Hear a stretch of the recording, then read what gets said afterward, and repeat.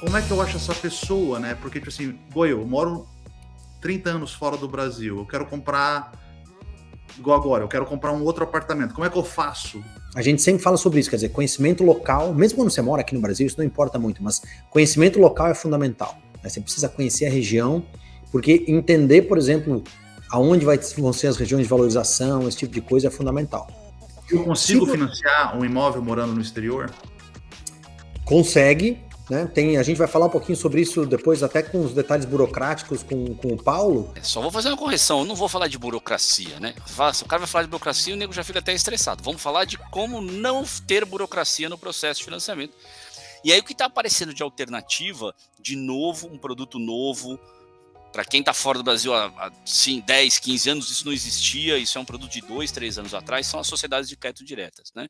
Olá pessoal, tudo bem? Sejam bem-vindos ao 7º episódio do Lucrando com Imóveis. Eu sou o Ronald Balena, CEO da MySide, e hoje eu estou aqui com 2 convidados muito feras para a gente falar sobre um tópico que interessa a muitos dos nossos ouvintes, que é como investir em imóveis para você que é brasileiro e mora fora do Brasil.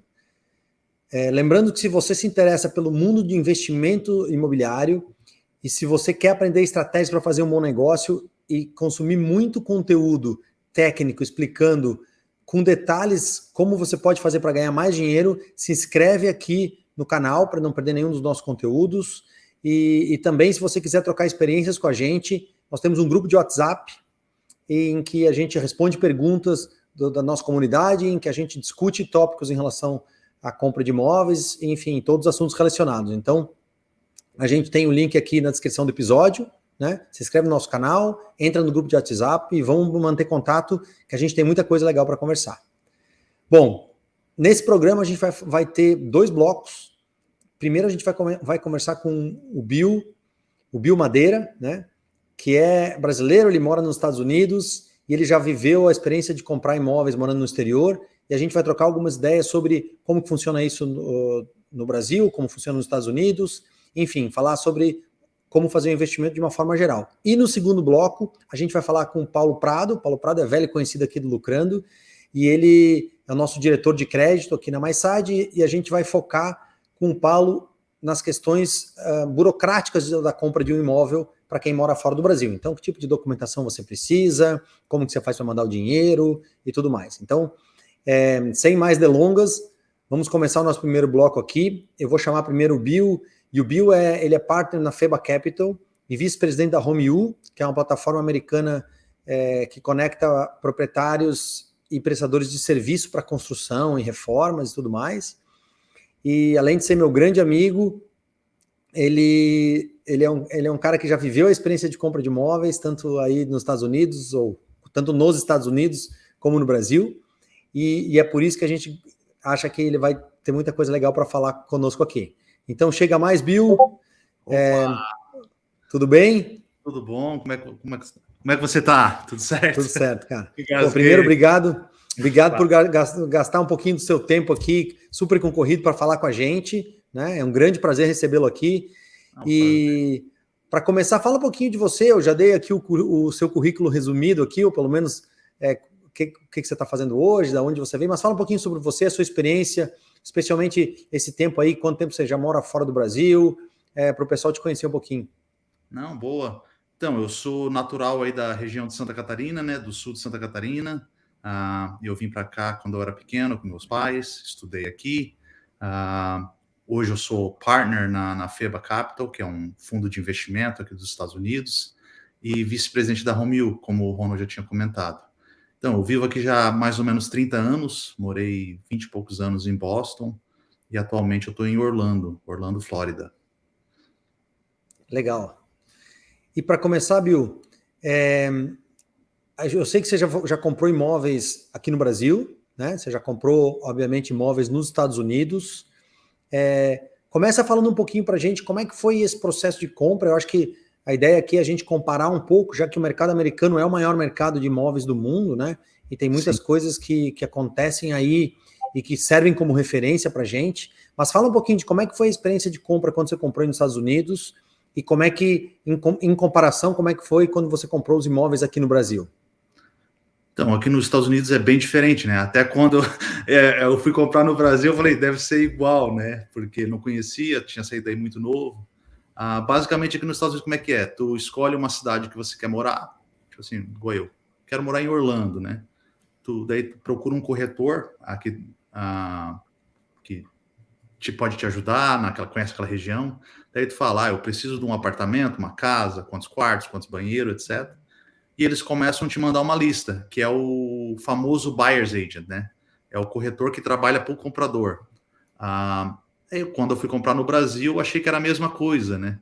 Então, perguntando para várias pessoas, eu quero comprar um apartamento, aonde que eu olho?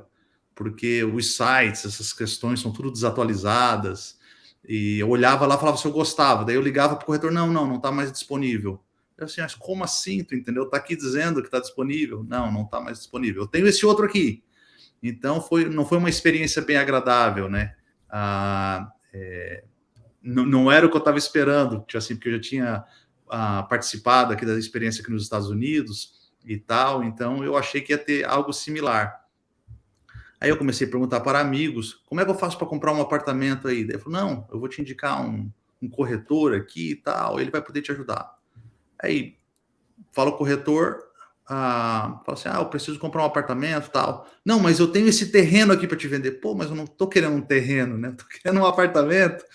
Então, tipo assim, é uma experiência totalmente diferente, né, Ronald? Então, é um negócio assim que é até esquisito, né? Porque tu descreve uma coisa, o cara fala, não, mas eu tenho esse outro aqui para te vender. Eu acho que essa é a principal, né, Bio? Essa principal diferença que a gente tem em relação ao mercado americano é que no mercado americano tem-se toda uma estrutura em que a gente encontra informação detalhada sobre todos os imóveis disponíveis, né, que é o todo MLS. Mundo tem acesso. E todo mundo tem acesso. É isso aí. E normalmente o profissional que está atendendo o comprador de imóveis aí nos Estados Unidos, ele está focado em olhar, em defender os interesses, em fazer a busca toda para o comprador de imóveis, né? Ao passo que aqui no Brasil, normalmente é o contrário. Ou seja, quem está... As pessoas... Ele não trabalha para mim, né? Ele não trabalha para você. É isso mesmo. Então, foi isso que eu entendi, né? Ele quer vender o que ele tem lá, onde que ele vai ganhar melhor comissão, então... É isso mesmo. E isso é para quem aqui está nos ouvindo e está preocupado em comprar um imóvel, acho que esse é o primeiro ponto de atenção. Ou seja, você, no final das contas, se não tiver alguém ficado e alguém da sua confiança para lhe ajudar, no fundo você acaba tendo que confirmar os dados, trazer as informações, confirmar a veracidade deles todos. Então, essa é a principal diferença, eu acho, no processo como um todo, né? E é um ponto de atenção primário para quem mora fora do Brasil e quer comprar um imóvel por aqui, né? Entender, conhecer, saber qual é a pessoa que vai lhe ajudar aqui e que seja uma pessoa de referência, que conheça o mercado, que seja local e, essencialmente, que seja uma pessoa que você possa confiar. Mas daí, tipo assim, como é que eu acho essa pessoa, né? Porque, tipo assim, eu moro 30 anos fora do Brasil, eu quero comprar, igual agora, eu quero comprar um outro apartamento. Como é que eu faço? Tipo assim, eu vou ligar, se eu ligar para o meu corretor lá daquela cidade, ele não conhece essa outra cidade. Como que eu encontro esse outro corretor? Tem algum lugar que eu possa achar essa informação? Ou... assim, eu vou falando um pouquinho de como a gente trabalha aqui na MySide, e aí, né, o foco é conversar de uma forma geral, mas na MySide, por exemplo, a gente atua em dois locais, que é a região de Goiânia e a região de Balneário Camboriú, em Santa Catarina, né? Agora, independente da MySide, tem bons profissionais em todas as regiões, né?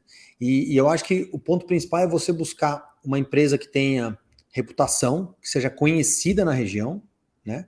Então, em todas as cidades, em todas as regiões, há bons profissionais do mercado imobiliário que vão atender e pessoas que você conheça ou possa confirmar a forma que elas trabalham, né? Porque, no fundo, se você depender de um indivíduo, uma pessoa que está atendendo e que eventualmente se diz conhecedor, mas você não sabe nem da onde ele é, onde ele mora, o risco de ter alguém que pode tá tendo uma postura que não é ideal ou que pode não conhecer do mercado é muito grande, né? Então, acho que o primeiro ponto é pesquisar a região como um todo, né? Até para você conhecer os dados, você entender quanto que as coisas custam, enfim, conhecer o mercado como um todo.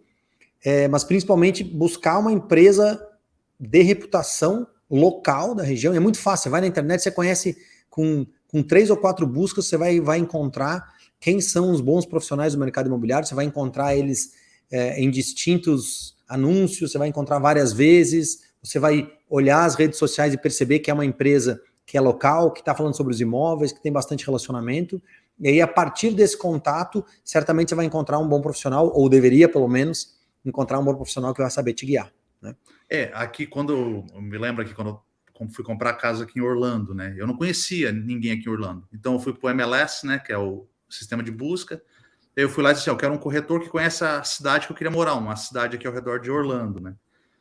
E eu vi quantos imóveis ela tinha participado já de transações, assim. Eu falei assim, pô, se ela tem bastante imóveis que ela participa de transações, deve ser alguém que é bem conceituada naquela região, né? E claro, daí aqui a gente olha a liquidez, essas questões tudo do mercado, porque de uma rua para outra muda totalmente essa situação aqui. Tipo assim, eu vou comprar uma casa em Orlando ou aqui nos Estados Unidos. O que eu olho? Escola, que é fundamental, né? Eu não sei como é que é aí no Brasil, porque como eu não moro no Brasil, eu não olhei escola, eu olhei era conveniência, né? Mas é escola e liquidez. Tipo assim, se eu querer vender algo aqui, é muito rápido, né? As questões que a gente olha aqui. No Brasil, se tu fosse para falar assim, Rona, eu quero comprar um apartamento no Brasil, o que tu falaria para mim? Tipo assim, por onde que eu começaria? Tu falou de eu procurar um corretor e tal, essa questão, que conhece o local, e o que mais, assim, que eu teria que olhar, assim, como critérios? Legal. Eu acho que, antes de falar especificamente do critério, talvez o passo anterior seja pensar assim, qual que é o objetivo em que a pessoa está olhando o imóvel aqui, né? Porque na nossa experiência, ou na minha experiência, tem pelo menos uns 2 grandes grupos, né? Um grupo de pessoas que mora fora e está focado em comprar um imóvel, por exemplo, uma renda de aluguel futura, né? Como se fosse uma aposentadoria, né?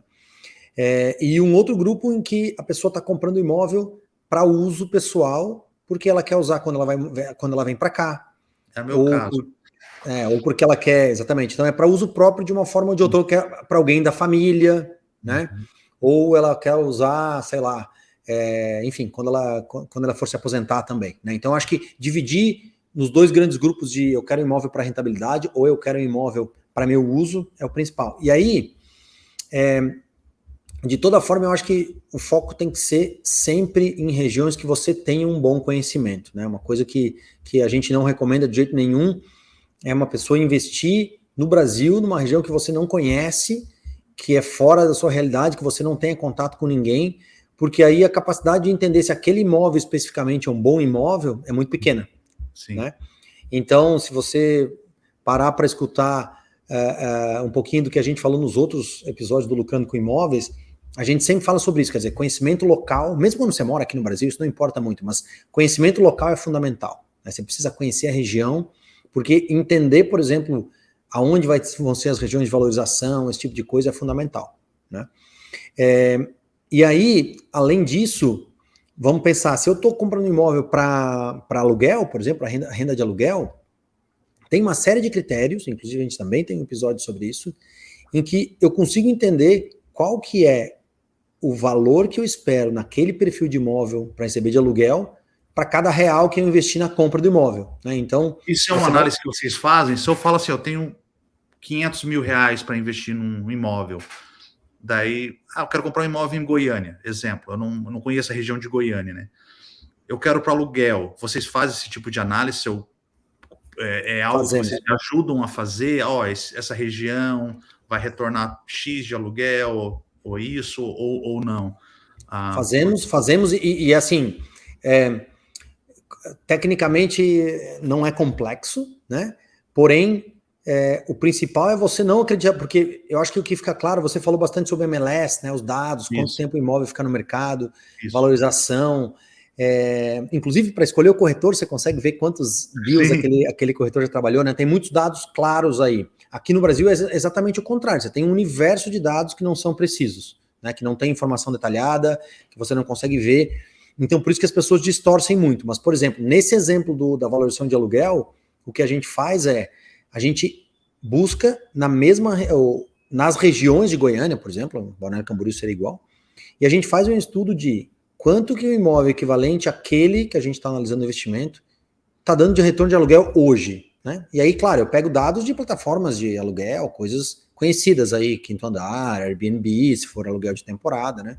E digo, não, ó, eu espero que você tenha, sei lá, X%, né, do preço que você vai investir para comprar imóvel. E aí tem mais ou menos uma escalinha que a gente usa, que é um aluguel, um imóvel que dá mais ou menos 0,5% ao mês do valor total de compra dele, é um imóvel razoável, né? Okay. Não é nem bom, nem ruim.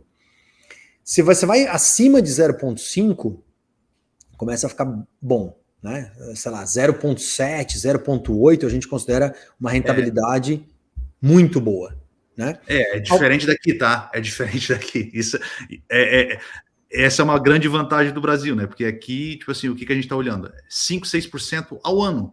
Então, não dá nem 1000% ao mês, se tu for ver, né? A rentabilidade de aluguel. Então, se tu tá falando que dá 0,7, 0,8, já parece que é um negócio um pouco melhor, né? É isso aí, porque sempre lembrando para quem vai investir, né? Qual que é a porque você fala assim, mesmo assim, 5% ao ano, 6% ao ano é bom? Não é bom, né? Como rentabilidade total. Mas é quem tá recebendo ou tá usando o imóvel para renda de aluguel, ele tá recebendo esse valor todo mês e tem a valorização do valor do imóvel também. Então, isso nos Estados Unidos também é igual, né? Sim. Então, é bom lembrar o pessoal que você sempre tem o que eu recebo em valorização anual, quer dizer, qual que é o aumento do valor do imóvel, mais o que eu recebo de renda de aluguel, que é esse número que eu tô falando, assim, 0,5% é ok, acima de meio começa a ser considerado bom, né? Muito bom seria 0,8, muito, muito bom, né? Que a gente consegue geralmente em imóveis de praia, ou em imóveis próximos à universidade, ou em áreas urbanas onde tem muito tráfego de aluguel curto, assim. Então, Goiânia, por exemplo, tem um pouco disso, né? As pessoas vão lá para ficar uma semana, para ir no médico, ou elas moram no interior e vêm fazer alguma coisa, negócio na cidade. São Paulo tem muito disso também, né? E aí você começa a chegar nos imóveis em que o aluguel está lá. Isso é permitido em qualquer região, aluguel de curto prazo? É tipo, permitido onde eu moro aqui nos Estados Unidos não pode, por exemplo. Tipo assim, Orlando é uma cidade de férias, né? Botando para esse lado, mas só tem algumas regiões aqui que pode fazer aluguel de... Aí no Brasil tem esse tipo de restrição ou não? Não, aqui no Brasil o que pode acontecer é que determinados prédios, o condomínio pode proibir de se fazer aluguel de Airbnb. É muito raro que isso aconteça, né? Isso acontece geralmente quando você está em uma área de muito alto padrão, uma região muito residencial, assim, mas nunca é proibido na cidade como um todo, né? Não tem uma lei maior, é só se o condomínio, isso, claro, se você vai estar pensando em comprar um apartamento para aluguel de temporada, né, de short stay, que a gente fala, de duração curta, tem que ver, porque é possível que o condomínio proíba, mas não é normal, via de regra, não tem uma lei geral, e via de regra os condomínios também não proíbem isso, né? E acho que, então, assim, pensando em aluguel, em investimento para aluguel, é muito isso, assim, procure entender, e claro, tem que ter um bom profissional ali ajudando, né? E procure discutir isso com ele, quer dizer, quanto que vale o aluguel lá e quanto que eu vou investir? E é uma conta que é fácil de ser feita, desde que você tenha uma informação correta sobre qual o perfil de imóvel, né? E um imóvel comparado a esse. Eu consigo financiar um imóvel morando no exterior? Consegue, né? A gente vai falar um pouquinho sobre isso depois, até com os detalhes burocráticos com o Paulo, mas é possível sim. O grande desafio de fazer um financiamento morando no exterior é porque os bancos exigem uma comprovação de renda mensal, né? E essa comprovação de renda mensal, se forem os grandes bancos, né, do Brasil, que são basicamente Caixa Econômica, Itaú, Bradesco, Santander e Banco do Brasil, eles não aceitam uma renda fora do Brasil. Então você tem que de alguma forma trazer a sua renda para cá. Porém, há instituições financeiras, né, que fazem o financiamento da mesma forma que o banco, exatamente igual, e eles são mais flexíveis sim na comprovação de renda. Então, é possível sim financiar, e a gente vai falar um pouquinho sobre isso depois, até as formas e o que você tem que se preocupar para poder fazer esse tipo de financiamento. Né?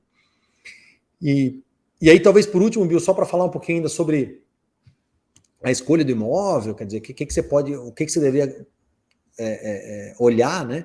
Eu acho que o segundo ponto é quando o imóvel é para uso, ou é um imóvel que em princípio não é para aluguel diretamente, o que você normalmente estaria buscando são regiões de alta valorização, né? Então, se eu for comprar, sei lá, se eu moro numa cidade lá do interior, eu sou natural de uma cidade lá do interior, por exemplo, né?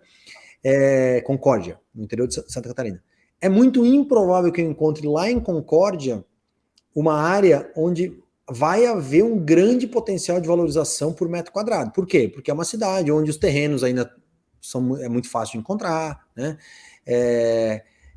Enfim, e de forma geral não tem uma grande concentração urbana e um grande desenvolvimento urbano que traga a valorização dos imóveis, né? Que é diferente, por exemplo, de grandes cidades como Goiânia, que a gente já falou, como São Paulo, como regiões de praia. Por exemplo, nesse ano, os destaques de valorização no Brasil ficaram Vitória, no Espírito Santo, e a região de Vila Velha, ficaram em Balneário Camboriú novamente, ficaram em Goiânia novamente, não é à toa que a gente está nessas regiões, né?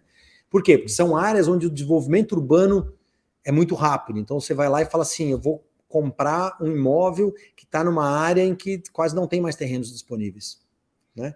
Então, essas regiões são regiões que oferecem potencial de valorização futura. E quando você vai comprar um imóvel que o foco é permanecer com ele mais tempo, a sua preocupação é que no longo prazo haja uma grande valorização, né? Que o seu patrimônio esteja crescendo, quer dizer, o valor do seu patrimônio esteja crescendo, ao invés de ele estar diminuindo de valor com o tempo, né? Então, é isso que a gente recomenda em geral. E é claro que daí tem critérios muito específicos, né? Depende de quanto tempo você quer ficar com o imóvel, se é para ficar com ele definitivamente ou não. Uma coisa que tem aqui também, né? Tipo assim, qualquer região eu consigo ver o preço por metro quadrado que eu vou pagar numa casa, num townhouse, num apartamento. É muito nítido isso. E tipo assim, tu consegue ver se tu tá pagando o preço certo, o preço caro, barato, como que tá? No Brasil, tipo assim, isso é uma dificuldade que eu vi quando eu tava comprando aí também. Isso. Pô, será que eu tô pagando o preço certo? Ou tô pagando caro, ou tô fazendo um bom negócio, porque não dá para saber, né? Tipo assim, igual Balneário. Balneário, eu sei que tá aquela loucurada lá, que tem apartamentos lá vendendo por mais de 100 mil reais um metro quadrado. É isso mesmo. Então, tipo assim, será que eu tô pagando a valorização eterna desse negócio, tu entendeu? Como que eu consigo fazer um bom negócio nessa situação? Porque eu tô de fora. Eu vou olhar como preço de dólar, né? Obviamente, né? Nessa situação. Isso. Eu acho que assim, esse ponto, de novo, mais a diferença fundamental entre o mercado brasileiro e o mercado americano, visto que a gente não tem uma LS onde você pode rapidamente ver o preço justo, né? Sim. Mas no fundo o que a gente tenta fazer aqui é uma aproximação, né, em relação à MLS, né? E aí, para não fugir muito, porque você fala assim, agora eu vou saber quanto que é o preço de um apartamento aqui. Balneário Camboriú é um bom exemplo, né? Tem grandes variações e tal. Se você pegar toda a gama de imóveis disponíveis, antigos, novos, grandes, pequenos, alto padrão, baixo padrão, localização, é uma complexidade muito alta, né? Então, como que o mercado todo baliza os preços e é o que a gente recomenda e quando a gente está tendo nossos clientes, nós fazemos, né? Eu tenho uma base de dados detalhada dos imóveis novos, né? Então, o que está na mão das construtoras e que, igual o carro, né? Quer dizer, o preço vem dos novos, eles são os balizadores, e aí depois você vai tendo os imóveis mais antigos, e aí tem uma variação de preço aí, né? Então, com os imóveis novos, você tem uma facilidade maior de conseguir entender mais ou menos o preço justo do metro quadrado lá, né? Então, você procura entender mais ou menos o padrão, a localização e tal, aí você vai ver lá e você encontra, sei lá, alguns, né? 5, 6... distintos imóveis lá, que são parecidos, localização próxima e tal, beleza, aí você já tem uma referência de quanto vale o metro quadrado lá, né? Tá bom, já vi isso, aqui o metro quadrado tá valendo mais ou menos tanto, ótimo. E aí, olhando os outros imóveis, você vai começar a ter comparações, deflatores, né? Então, por exemplo, um imóvel que é mais antigo, tem um projeto mais antigo, ele vai ser mais barato do que o novo, porque o projeto é mais antigo, porque ele já tá um pouco mais depreciado, às vezes ele tem um condomínio que é mais alto.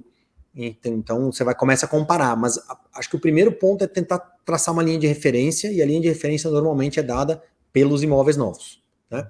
E aí, sabendo comparando com esses caras, e aí você tem um preço claro, muito importante falar, a gente geralmente usa preço por metro quadrado como referência, né? Porque é claro que um apartamento maior ou uma casa maior vai ter um preço maior, custa mais caro para construir e tal, e aí você entende mais ou menos o preço do metro quadrado daquela região, e aí com isso você começa a comparar com os outros para saber se o preço está razoável. Então, por exemplo, às vezes acontece que você está olhando até um imóvel novo ainda, está recém sendo lançado, e você vai ver que o preço por metro quadrado está muito mais alto, ou já está mais alto do que os outros novos que estão prontos na região naquele momento. Aí você fala, eu estava olhando um tempo atrás um apartamento para comprar, e eu recebi um comparativo. E foi justamente isso que tu falou, que o preço, vai ser daqui 3 anos, 4 anos ainda, a construção está mais alta do que o que está sendo entregue agora. Mas como isso entendeu? E um outro detalhe também que eu achei bem diferente aqui dos Estados Unidos, comparando aqui de novo com dos Estados Unidos, né, como referência, tipo, eu vou comprar um apartamento, eu não estou pagando pela área comum, né? Aí parece que eu pago para essa área comum também, né? Eu falei, mas eu não vou nem usar, né? Porque, tipo assim, eu vou usar o quê? 1 mês do ano, 3, 4 semanas do ano.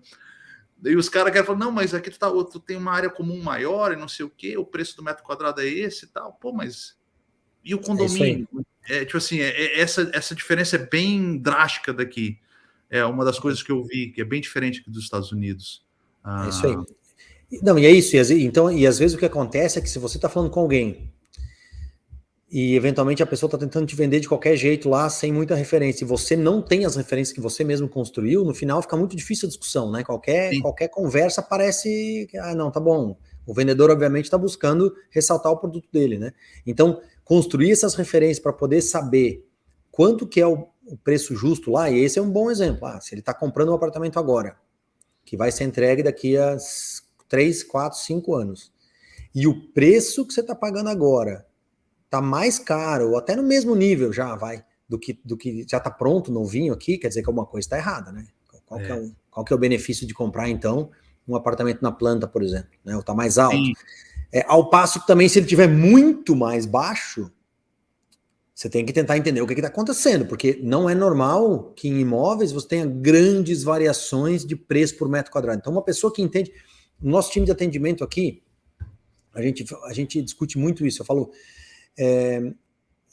por exemplo, então estamos falando do imóvel, sei lá, tanto faz aqui, mas eu tenho tantas regiões na cabeça, mas vou dar um exemplo aqui. Eu estou falando do imóvel lá no Bueno, por exemplo, em Goiânia. Né? Então, um bom preço para o Bueno é tipo R$9.000 o metro quadrado. Vai, uma referência, num alto padrão.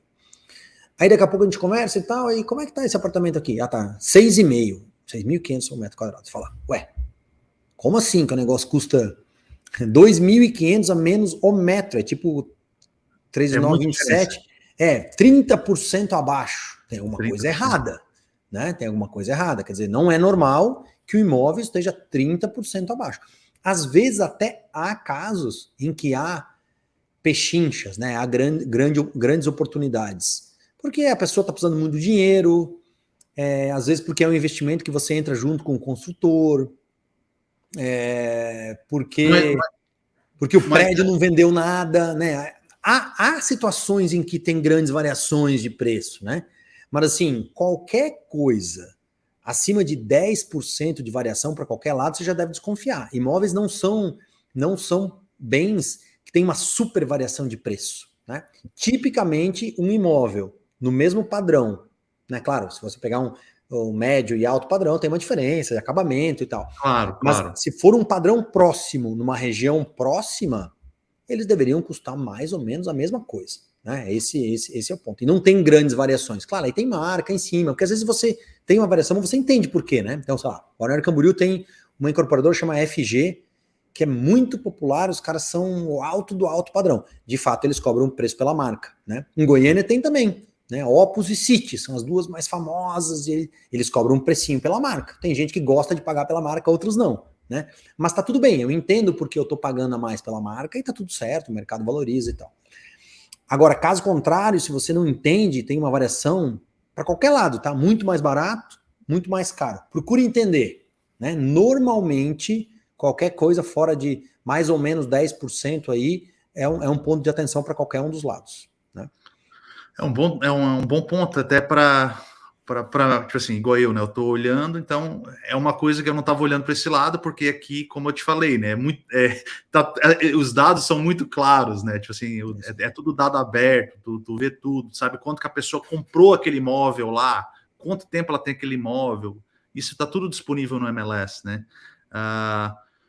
Ronald, obrigado pelo tempo aí. Eu acho que deu para esclarecer bastante dúvidas que eu tinha. Apesar de eu estar aqui, eu tenho a experiência do outro lado, né, do investimento em startups, essas questões, tudo. Então, imóvel no Brasil, para mim, é algo muito novo. E eu acho que é isso. Obrigado, Bill. É isso mesmo. A ideia era isso mesmo, é que você trouxesse um pouquinho do outro lado aqui para a gente tentar entender quais são as dúvidas que as pessoas que estão aí têm, né? E, cara, obrigado, foi muito bacana. Espero que a gente possa ter a oportunidade de estar falando sobre outros assuntos aqui novamente no futuro. E até a próxima. Agora a gente vai passar para o próximo bloco para falar um pouquinho das questões burocráticas, dos detalhes de como quem decidiu comprar, o que ele precisa fazer para comprar. E por hora, brigadão, e a gente volta a falar, Bill. Um abraço. Um abraço. Falou. Tchau, tchau.